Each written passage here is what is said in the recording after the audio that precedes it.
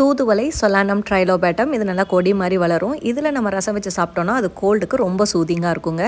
எண்ணெயை விட்டுட்டு 1 ஸ்பூன் கொத்தமல்லி, கொஞ்சம் மிளகு, கொஞ்சம் ஜீரகம், இதை கொஞ்சம் லைட்டாக வதக்கிட்டு இதில் காஞ்ச மிளகா, பூண்டு, வெங்காயம், கருவேப்பிலை, கொஞ்சம் மஞ்சத்தூள், அப்புறம் தூதுவளை இலையை போட்டுட்டு வதக்கிக்க வேண்டியது தான். இது நல்லா வதங்கினதுக்கப்புறம் கொஞ்சம் உப்பு போட்டு மிக்ஸி ஜாரில் எடுத்து நல்லா பேஸ்ட் மாதிரி அரைச்சிருங்க. இதை மறுபடியும் கொஞ்சம் எண்ணெய் காய வச்சு வேணும்னா கடுகு கூட ஆட் பண்ணிக்கலாம். கடுகு கருவேப்பிலை ஆட் பண்ணிவிட்டு இந்த பேஸ்ட்டை போட்டுட்டு இதில் தண்ணி உள்ளே ஊற்றிடுங்க. நல்லா நிறையா தண்ணி ஆட் பண்ணிக்கோங்க. அப்போ தான் நமக்கு ரசம் கன்சிஸ்டன்சியில் இருக்கும்.